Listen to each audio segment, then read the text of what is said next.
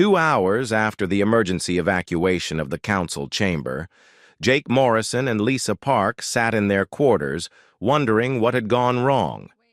Outside their windows, they could see unusual activity throughout the station. Ships were arriving, and leaving more frequently than normal. Groups of aliens huddled in urgent conversations wherever they looked.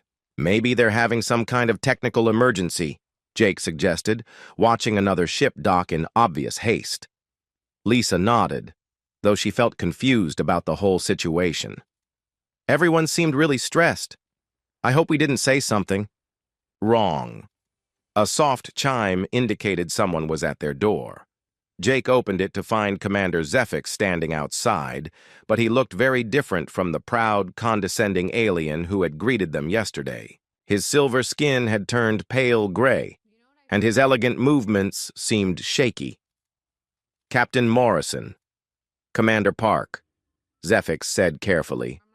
Council Speaker Thyman requests your presence in the private conference chamber. Please follow me. As they walked through the station corridors, Jake and Lisa noticed that the normal bustle of activity had changed. Aliens moved quickly and quietly, many wearing what appeared to be protective equipment. Several corridors had been marked with new warning signs that neither human could read. The private conference chamber was much smaller than the main council room. Council Speaker Thyman was there, along with representatives from several other species. All of them stayed well back from the center of the room, where 2 chairs had been placed for the humans. Thyman's gossamer wings were folded tightly against her body, and her usually musical voice sounded strained. Please sit down. We need to discuss your presentation. Jake and Lisa took their seats, still completely puzzled by everyone's behavior. Did we make some kind of cultural mistake? Lisa asked. We tried to be respectful. Thyman exchanged glances with the other aliens before speaking. Commander Park, Captain Morrison, we need to explain something about galactic civilization. The Galactic Council represents 17 species from what we call Paradise-class worlds. These are planets where life evolved under nearly perfect conditions. That sounds nice, Jake said politely. Our worlds have stable climates, gentle weather, low radiation, and minimal geological activity, Thyman continued. The most dangerous predator on my homeworld is roughly equivalent to what you might call a butterfly. The strongest storm in our recorded history produced winds of 30 kilometers per hour. Lisa began to understand.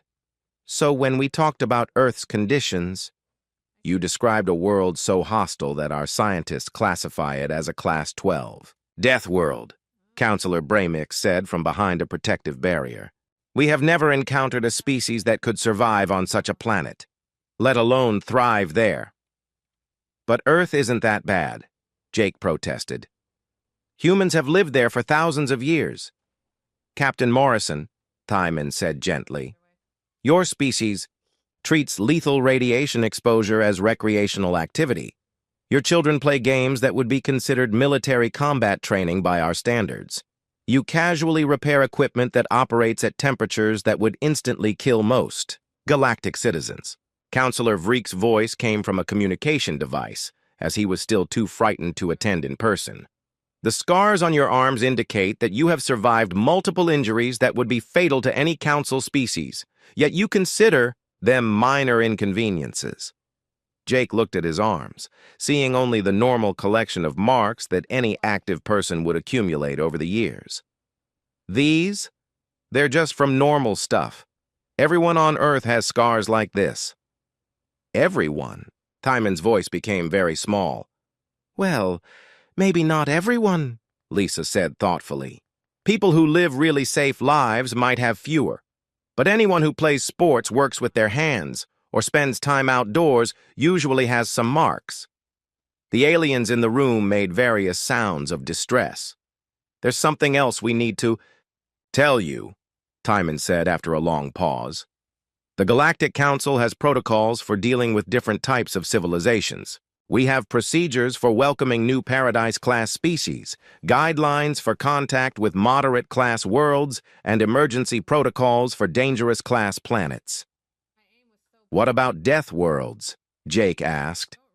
We have never successfully made contact with a Deathworld species before, Timon admitted. Our protocols are purely theoretical. Counselor Seth's crystal form was glowing with stress patterns. The last time the Council encountered beings from a dangerous class world was over 2,000 years ago. The Keth Empire refused to grant them membership. What happened? Lisa asked. The Keth Empire no longer exists, Vreek's voice said quietly through the communicator. The rejected species considered their refusal to be a minor territorial dispute and responded accordingly. Jake and Lisa looked at each other with growing concern. Are you saying you're afraid to reject our membership application? Jake asked.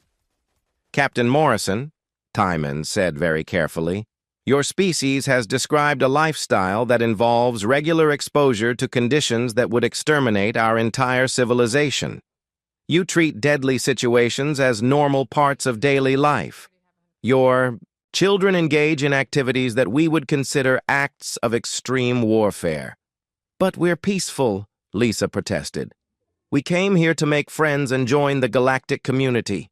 We understand that, Timon assured her, and that is exactly why the Council has reached a unanimous decision. She gestured to Commander Zephix, who approached carrying an ornate document container. His hands were shaking as he presented it to the humans.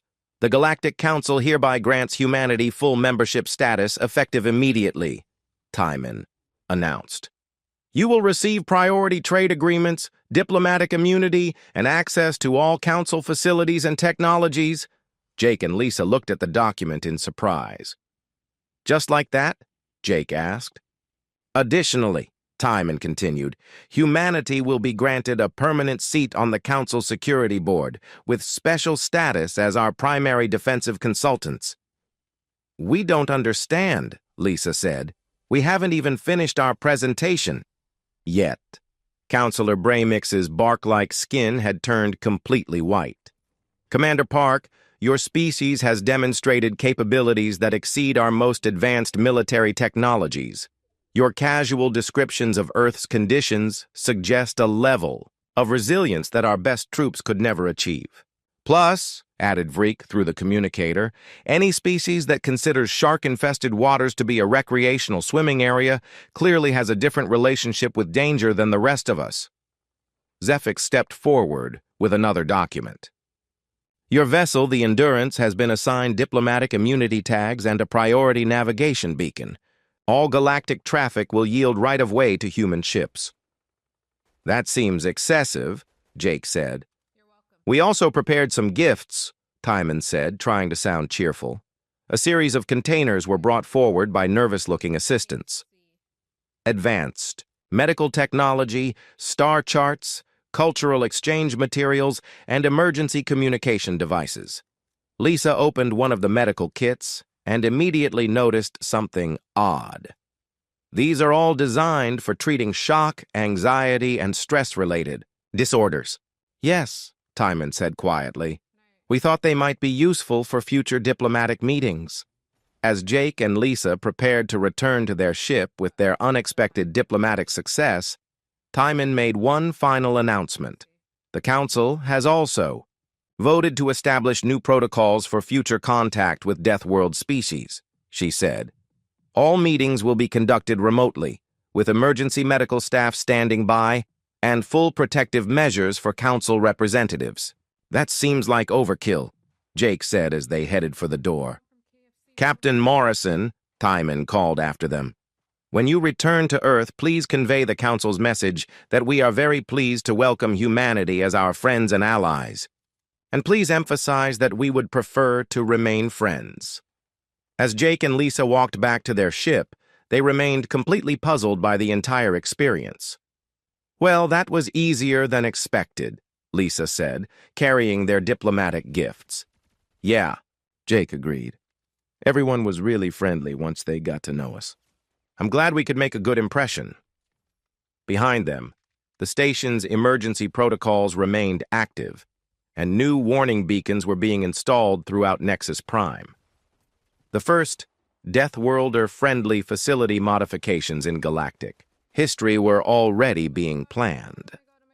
Neither human realized that their successful diplomatic mission had fundamentally changed the balance of power in the galaxy, or that civilizations across known space were already drafting non-aggression treaties with Earth. Their nephew back home would be so excited to hear about the nice aliens who kept giving them presents. During the recess, Jake Morrison and Lisa Park waited in a small conference room near the council chamber. They could hear lots of activity in the hallways outside, with aliens running back and forth and speaking in urgent whispers. Emergency. Lights flashed in several corridors, though neither human understood why. "I think they're having technical difficulties," Jake said, listening to the commotion outside. Lisa nodded and pulled out her tablet. "Maybe we should prepare some visual aids for when we go back in. Pictures always help people understand better." When the council session resumed an hour later, the atmosphere in the chamber felt different. Many of the counselors now had medical personnel standing nearby. Several species had activated what appeared to be protective barriers around their seating areas. Counselor Vreek had requested permission to attend the session remotely from a secure location. Council Speaker Timon's voice was carefully controlled as she addressed the humans. "The Council appreciates your detailed description of Earth's conditions. However, we sense that our questions may have created some confusion. Perhaps you could demonstrate some aspects of human culture and capability to help us better understand your species."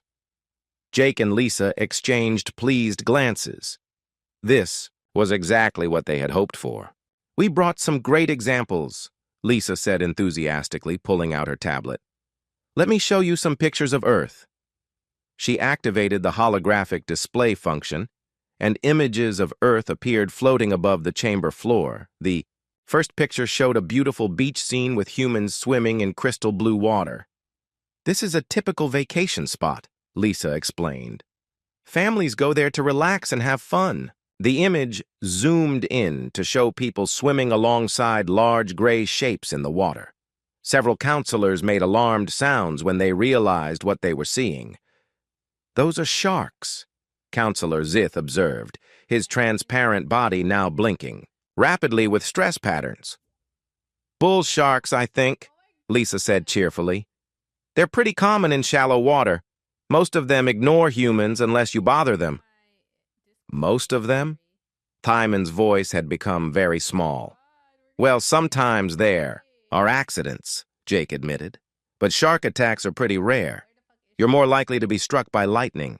The next picture showed a family hiking near what appeared to be a mountain with smoke coming from its peak. "This is Mount Vesuvius in Italy," Lisa continued. "It's an active volcano that destroyed several cities in ancient times. Now it's a popular tourist destination." Counselor Bramix's bark-like skin had turned completely white. "Humans visit active volcanic sites for pleasure?"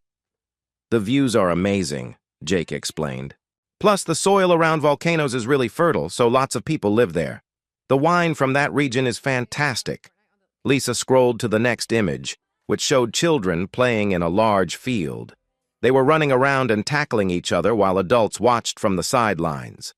"This is a youth rugby match," she said proudly. "My nephew plays on his school team." "The juveniles are engaging in physical combat," Counselor Seth observed, his crystal body emitting stress harmonics. "It's not combat, it's sports," Lisa protested. "They're trying to get the ball to the other end of the field, sure. They run into each other, but that's part of the game." "Are weapons involved?" asked a nervous voice from Counselor Vreek's remote communication device. "No weapons," Jake laughed. "Just speed, strength, and teamwork. Though some sports do use equipment. Hockey players use sticks, and baseball players use bats." "Implements designed for striking?" Timon asked weakly. "For hitting the ball or puck," Lisa explained, "though sometimes players accidentally hit each other. That's why we have protective gear." Jake decided to try a different approach. "Maybe we should share some human entertainment. That might help. You understand our culture better." He pulled out his own tablet and activated a video file. "This is from one of our most popular movie series. It's about a secret agent who saves the world. The video showed a man in a tuxedo jumping from an exploding building onto a moving helicopter. He then fought several armed enemies while hanging from the aircraft before climbing inside and flying to safety. The chamber fell completely silent, except for the sound of multiple alien species hyperventilating. "This is considered entertainment?" Counselor Zith's voice was barely a whisper. "One of our biggest movie franchises," Jake confirmed. "People love action films. This guy survives explosions, car crashes, falls from great heights, and fights with trained killers. The movies make billions of dollars." "And humans find this relaxing?" Timon asked. "Well, it's exciting rather than relaxing," Lisa said. "We have different types of entertainment for different moods. Romance movies, comedies, documentaries about nature." "Nature documentaries?" Counselor Bramix asked hopefully. Lisa pulled up another video file. "Here's one about Earth's ocean life." The video showed a great white shark breaching the water surface to catch a seal, followed by footage of killer whales hunting in coordinated packs and giant squid fighting sperm whales in the deep ocean. More emergency alarms began sounding throughout the station. "Your nature programs feature apex predators engaging in lethal combat?" Vreek's remote voice had developed a mechanical stutter. "Nature can be pretty brutal," Jake acknowledged. "But it's also beautiful and fascinating. Kids watch these shows in school to learn about biology." Counselor Seth made a sound like crystal breaking. "You show images of predatory violence to developing minds?" "Educational content," Lisa corrected. "Children need to understand how the world works. We also have programs about space exploration, history, and science." Jake thought he should try to lighten the mood. "Speaking of science, Lisa has some amazing medical skills. Show them how you fixed that atmospheric processor yesterday." Lisa beamed with pride and walked over to a control panel near the chamber's wall. "Oh, this is similar to the one that was malfunctioning in our quarters. The problem was just a loose connection in the thermal regulator." Before anyone could stop her, Lisa removed the panel cover and reached inside. The device was actively running and operating at temperatures that would normally require specialized protective equipment. She quickly identified the problem and made an adjustment with her bare hands. "There," she said, replacing the cover. "Should run much more efficiently now." The chamber erupted in chaos. Multiple species activated emergency protocols simultaneously. Medical teams rushed toward several counselors who appeared to be in shock. Security personnel began shouting instructions in a dozen different languages. "The thermal regulator operates at 400 degrees Celsius, Timon said in horror. "Direct contact should have vaporized your flesh." Lisa looked at her hands, which showed no signs of damage. "It was warm, but not too bad. I've worked on hotter engines back on Earth." Jake tried to be helpful. "Lisa's really good with her hands. She can fix almost anything. Plus, she's trained in combat medicine, so she's used to working under pressure." "Combat? Medicine?" The words escaped from multiple counselors simultaneously. "Field surgery, trauma treatment, working in dangerous environments," Lisa explained. "I've performed operations during earthquakes, in the middle of combat zones, even in zero gravity. You learn to adapt." Counselor Vreek's remote connection suddenly cut out entirely. Several other counselors had activated what appeared to be panic rooms around their seating areas. The medical teams were now treating multiple cases of shock and hyperventilation. Jake noticed his jacket was getting warm in the chamber's atmosphere and started to remove it. As he pulled it off, his arms became visible, showing the collection of scars from various activities over the years. There was the mark from a motorcycle accident, burns from welding work, cuts from rock climbing, and dozens of smaller marks from general life on Earth. The sight of his scarred arms caused 3 more counselors to require immediate medical attention. "Perhaps," Timon said from behind what appeared to be an emergency barrier, "we should adjourn for today." "Are you sure?"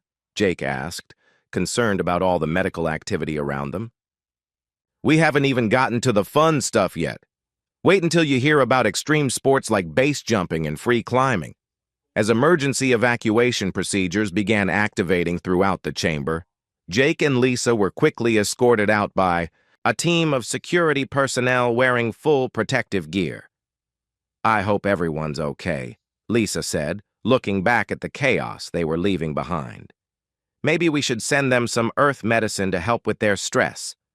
Neither human realized that their innocent demonstrations had triggered the largest diplomatic crisis in galactic history. The next morning, Jake Morrison and Lisa Park stood outside the Galactic Council chamber doors. Both wore their formal blue diplomatic uniforms, which they had pressed carefully the night before. Jake adjusted his tie while Lisa checked her presentation tablet one last time.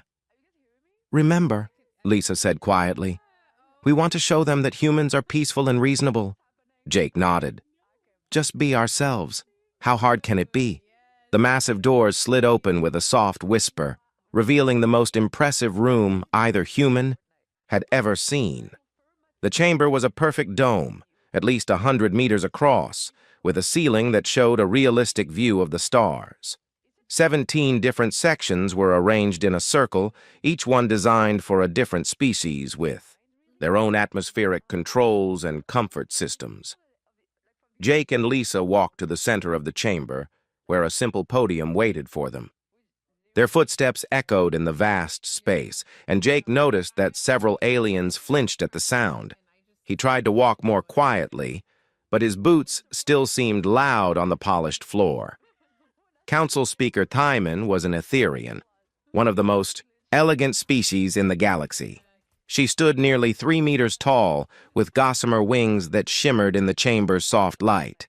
Her voice was like music when she spoke.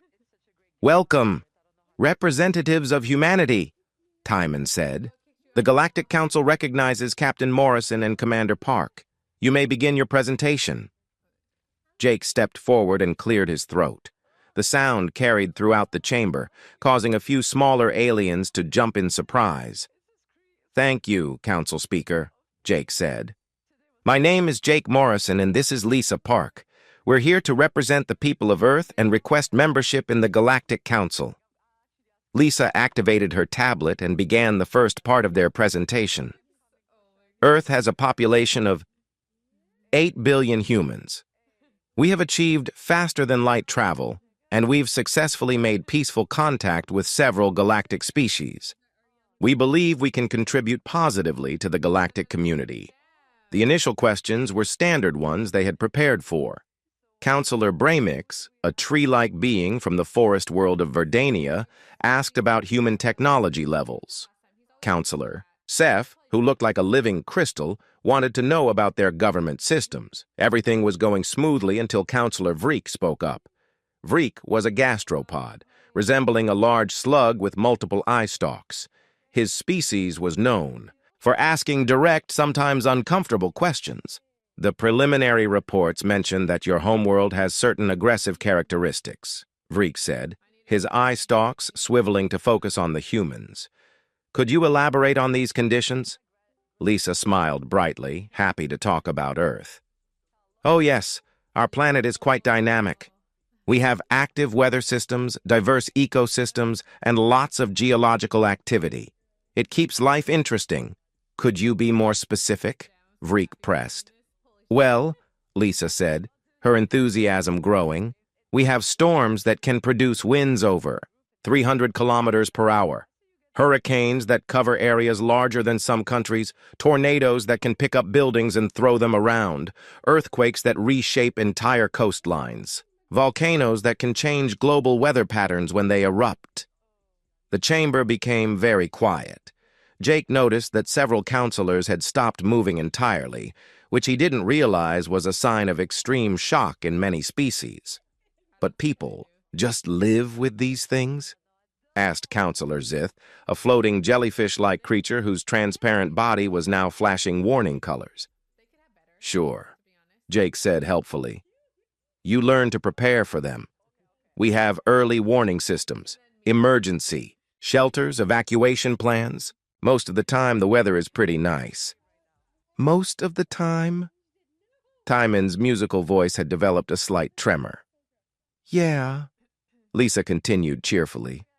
I mean, we get the occasional blizzard that drops 3 meters of snow, or heat waves that can kill you if you're not careful, or ice storms that knock out power for weeks. But that's just seasonal stuff. Ambassador Krill, the Corvin they had met the day before, made a strangled sound. He was wearing what appeared to be an emergency breathing mask. Jake tried to be reassuring. It's not as bad as it sounds. Humans are pretty adaptable. Our sun puts out enough radiation to kill most species in minutes, but we just call it a nice day at the beach. We actually enjoy sunbathing. 3 counselors immediately activated what appeared to be medical alert devices. Your star is actively hostile to life? Counselor Bramix's bark-like skin had turned a sickly yellow color. Not hostile, Lisa explained. Just energetic. Earth gets hit with solar radiation, cosmic rays, UV light. But human skin can handle it pretty well. We just use sunscreen for longer exposure. Sunscreen? Timon asked weakly. A chemical barrier that blocks harmful radiation, Jake explained. Humans invented it so we can spend entire days under our deadly sun for fun. Counselor Vreek's eye stalks were now twitching rapidly. You expose yourselves to lethal radiation for recreation? Well, when you put it like that, it sounds worse than it is, Lisa laughed. Swimming, surfing, hiking, camping, outdoor sports are popular on Earth. Kids play outside all day during summer vacation. Children? The word escaped from multiple counselors at once. Oh yeah, Jake said proudly. Human kids are incredibly tough. They run around, climb trees, swim in rivers, play contact sports. We have games where children deliberately try to knock each other down while chasing a ball. Counselor Seth's crystal body began emitting a high-pitched whine. Your offspring engage in combat training disguised as play? It's not combat training, Lisa protested. It's just fun. Football, hockey, wrestling, martial arts. Kids love physical challenges. They bounce back from minor injuries really quickly. Injuries! Timon was now gripping the edge of her speaking platform. Jake realized they might be giving the wrong impression. Nothing serious. Scraped knees, bruised shins, maybe a broken bone or two during sports season, character-building stuff. The chamber erupted in a cacophony of alien distress sounds, chiming, whistling, clicking, and what sounded like sobbing filled the air. Several counselors activated emergency communication devices. Perhaps, Timon said, her voice barely audible over the noise, you could tell us about your planet's wildlife? Lisa and Jake exchanged glances. They had prepared an entire section about Earth's biodiversity. We have an incredible variety of life, Lisa began enthusiastically. Predators, herbivores, omnivores, and everything in between. Some of the most successful predators on Earth are actually quite small. Small predators. Counselor Zith's transparent body was now flashing rapid. Warning patterns. Mosquitoes kill more humans every year than any large animal, Jake explained. They're tiny flying insects that drink blood and spread diseases. But we've learned to live with them. Your planet has flying, blood-drinking disease vectors? Vreek's eye stalks had gone completely rigid. Oh, that's just one example, Lisa said. We also have spiders, snakes, scorpions, bears, wolves, sharks, crocodiles, lions, tigers, lots of interesting animals. And humans coexist with these creatures? Timon asked. Mostly, Jake said. Sometimes we have to be careful. Don't swim in certain rivers because of crocodiles. Watch out for bears when camping. Check for snakes before putting on hiking boots. Basic safety stuff. Counselor Bramix made a sound like branches breaking in a storm. Your children play outside while surrounded by venomous predators? Earth's not that dangerous once you know what you're doing, Lisa assured them. Humans have been the dominant species for thousands of years. We're pretty good at staying alive. The chamber fell into complete silence. Jake could hear the hum of air recycling systems and the distant sound of what might have been emergency sirens somewhere in the station. "Perhaps," Timon said very carefully, "we should take a brief recess." "That sounds good," Jake agreed. "We've got plenty more to share about Earth. Wait until you hear about our extreme sports." As alarms began sounding throughout the chamber, Jake and Lisa were quickly escorted out by security personnel who seemed eager to maintain a safe distance. Neither human understood why everyone looked so upset. They thought the presentation was going quite well. The airlock doors opened with a soft hiss, and Jake Morrison stepped onto Nexus Prime for the first time. The artificial gravity felt lighter than Earth normal, which made his steps feel bouncy. Lisa Park followed behind him, carrying a small bag with their presentation materials. The docking bay was enormous, with a ceiling that stretched up at least 50 meters. Alien ships of all shapes and sizes filled the space, from tiny single-pilot craft to massive cargo vessels. The air smelled clean but strange, with a metallic taste that reminded Jake of the inside of a new car. "Welcome to Nexus Prime," said a voice behind them. They turned to see a tall, thin alien approaching. Its skin was pale blue, and it had 6 limbs that moved in a flowing pattern as it walked. Its head was elongated with large black eyes and no visible nose. "I am Technician Vortax of the Zelen Engineering Corps," the alien said, speaking through a translation device attached to its throat. "I am here to escort you through decontamination procedures." Jake and Lisa followed Vortax to a nearby chamber, filled with strange machines. The decontamination process involved standing in a tube while bright lights scanned their bodies and clothes. Jake noticed that the procedure seemed much more thorough than what he had seen other aliens going through. "Is this normal?" Lisa asked Vortax. The Zelen's crystalline skin made a soft, chiming sound, which Jake realized was probably nervousness. "We must be very careful with new species. Your biological signatures are quite intense." After 20 minutes of scanning, cleaning, and analysis, they were finally cleared to enter the main station. Vortax led them through a series of corridors that were clearly designed for beings much more delicate than humans. The walls were covered in soft padding, and warning signs appeared every few meters about walking carefully and speaking quietly. As they walked, Jake noticed that other aliens in the corridor were giving them a very wide berth. A group of purple mantis-like creatures saw them coming and quickly ducked into a side passage.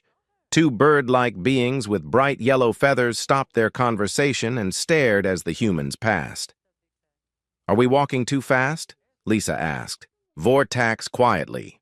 "Your movement patterns are quite dynamic," Vortax replied. "Most species here prefer more gentle locomotion." Jake tried to walk more slowly, but his normal stride still seemed to alarm the other station inhabitants. When he stretched his arms to work out a kink in his shoulder, the resulting pop of his joints caused a small alien that looked like a floating jellyfish to emit a high-pitched squeal and flee in the opposite direction. Lisa attempted to make friendly conversation with a group of Corvan diplomats they encountered at an intersection. The Corvans were elegant, bird-like creatures with iridescent feathers and delicate beaks. "Hello," Lisa said with a warm smile. "I'm Commander Park from Earth. We're here for the council meeting." The lead Corvan, who wore what appeared to be formal diplomatic robes, tilted its head politely. "Greetings, Commander. I am Ambassador Krill. We have heard much about your species." "All good things, I hope," Lisa said with a laugh. "Earth is a wonderful place.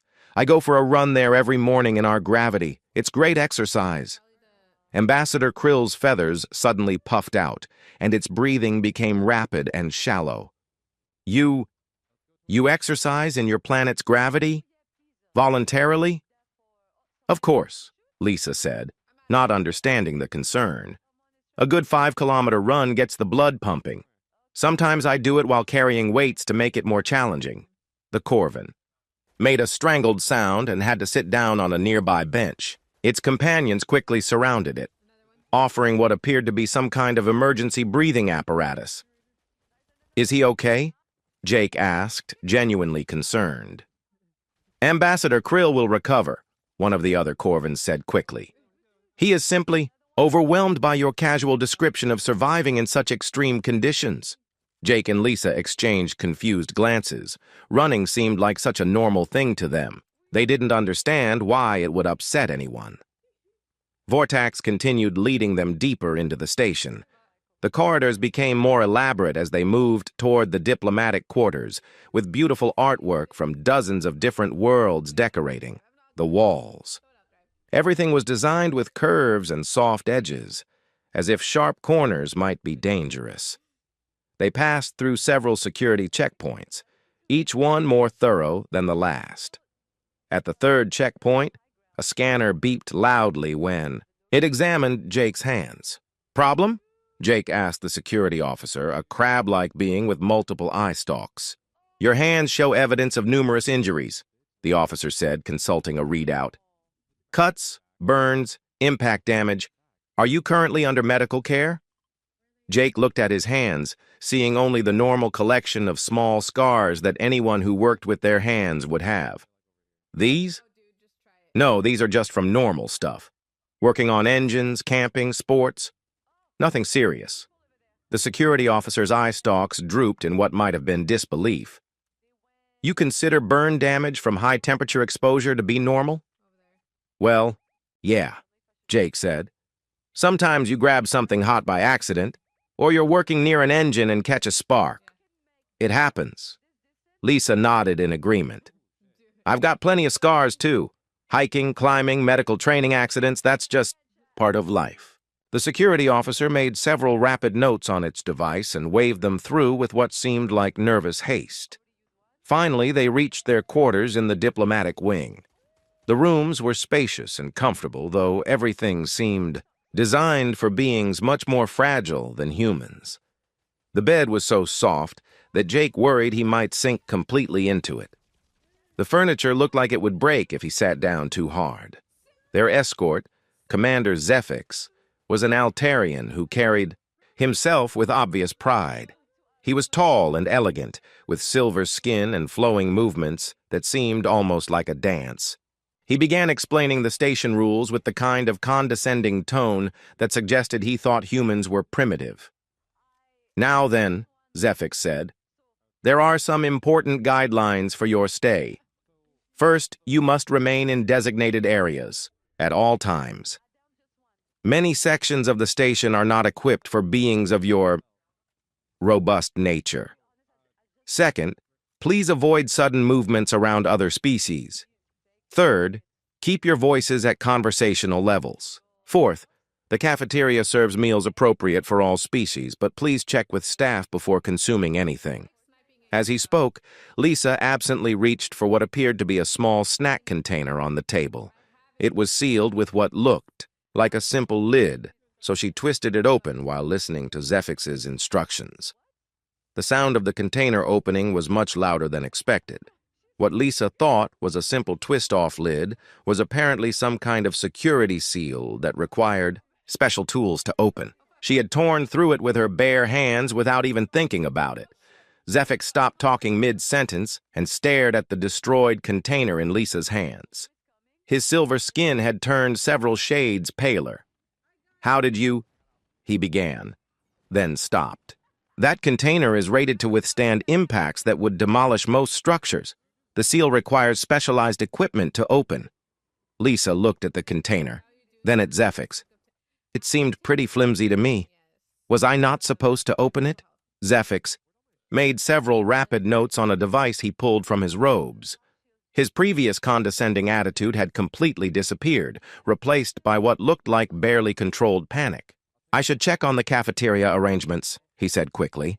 Please try not to touch anything else until I return." After he left, Jake and Lisa sat in their overly soft chairs and reviewed their presentation materials one more time. "That went well," Jake said. "Everyone here seems really friendly." Lisa nodded, still holding the destroyed container. "Maybe a little nervous, but I'm sure they'll warm up to us once they get to know humans better." Neither of them noticed that emergency meetings were being called throughout the station, or that their casual demonstration of human strength had triggered the first Deathworlder alert in Nexus Prime's history. Captain Jake Morrison was drinking his morning coffee when the message arrived. The hot liquid burned his tongue, but he barely noticed. He had grown up drinking coffee that could melt metal, or so his grandmother used to say. The communication screen in his small quarters lit up with urgent red letters. "Priority message from Galactic Council headquarters," the computer announced in its calm voice. Jake set down his coffee mug and pressed the accept button. A hologram appeared in front of him, showing a tall alien with purple skin and 4 arms. The creature spoke in careful, slow words. "Greetings, Captain Morrison of the human vessel Endurance. I am Secretary Nexon of the Galactic Council. After many months of discussion, the Council has agreed to hear Earth's request for membership.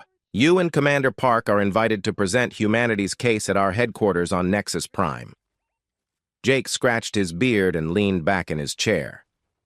18 months had passed since humans first met aliens. It had been a bumpy start, with lots of misunderstandings and cultural mistakes. But now they finally had a chance to join the galactic community properly. The hologram continued. "Please note the following important rules for your visit. First, you must follow all atmospheric requirements for your species. Second, you must respect the cultural sensitivities of all council members. Third, any sudden movements or loud noises should be avoided. Fourth, please bring only necessary items for your presentation." The message ended with coordinates and travel instructions. Jake saved the file and walked down the corridor to find Lisa.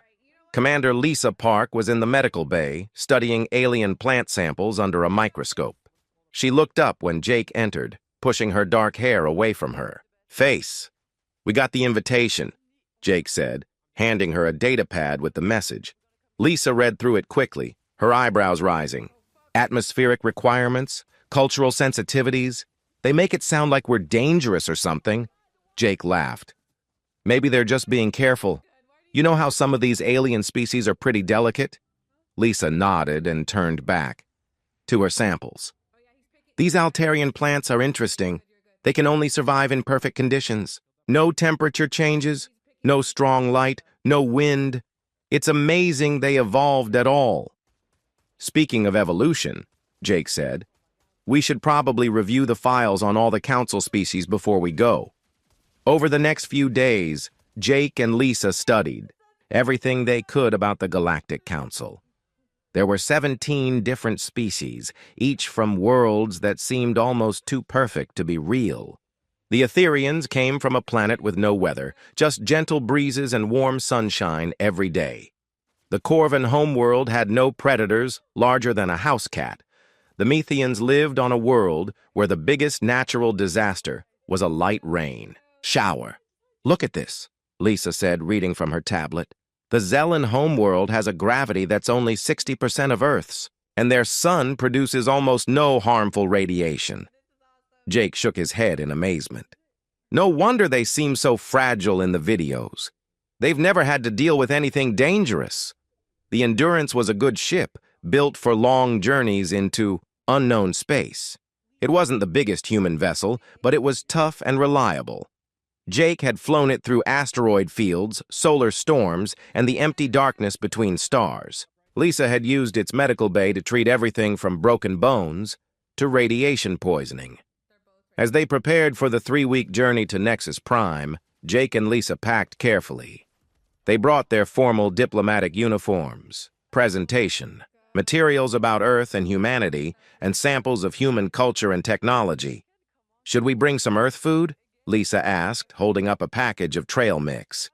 "Good idea," Jake replied. "Maybe they'll want to try some human snacks." They didn't. Know that their ship had been monitored since entering galactic space. Hidden sensors had recorded the Endurance's incredible acceleration rates, its ability to fly through radiation storms that would destroy most alien ships, and its heavy armor plating that seemed excessive for peaceful exploration. In secret meetings, Across the galaxy, alien governments discussed the human problem. Reports described a species that lived on a world so dangerous that most aliens couldn't survive there for 5 minutes. Humans seemed to treat deadly situations as normal parts of daily life. The journey to Nexus Prime took exactly 3 weeks. Jake and Lisa spent the time reviewing their presentation and learning more about galactic politics. They practiced speaking, slowly and clearly, knowing that many alien species had trouble understanding human speech patterns. "Remember," Lisa said on the last day of travel, "we need to make a good impression. This is humanity's chance to join the galactic community." Jake nodded. "We'll show them that humans are peaceful, reasonable people who just want to get along with everyone." As the Endurance approached Nexus Prime, they could see the massive space station built inside a hollowed-out asteroid. Ships from dozens of different worlds were docked at its ports, their designs ranging from elegant crystal structures to practical metal boxes. "It's beautiful," Lisa said, watching the station grow larger on their view screen. Jake opened a communication channel. "Nexus. Prime Control. This is Captain Morrison of the human vessel Endurance. Requesting permission to dock." There was a long pause before the reply came. "Endurance, you are cleared for docking at Bay 94. Please follow the automated guidance system and do not deviate from the assigned approach vector." As they guided their ship into the docking bay, Jake and Lisa could see alien workers moving around on the station. Most of them stopped what they were doing to stare at the human ship. Some seemed to be taking pictures or recording videos. "They seem interested in us," Lisa observed. "Probably just curious," Jake said. "We're the new guys after all." The docking procedure went smoothly, though it took longer than usual. Several different alien technicians scanned their ship multiple times, checking for dangerous materials or weapons. Jake and Lisa waited patiently, knowing that first contact protocols required extra caution. Finally, they received permission to disembark. Jake and Lisa gathered their bags and walked to the airlock. They were about to represent all of humanity in the most important diplomatic meeting in Earth's history. "Ready?" Jake asked, his hand on the door control. Lisa took a deep breath and nodded. "Let's go make some new friends." Neither of them realized that their arrival had already triggered emergency meetings throughout the station. The Galactic Council was about to meet its first Deathworlders, and nobody knew what to expect.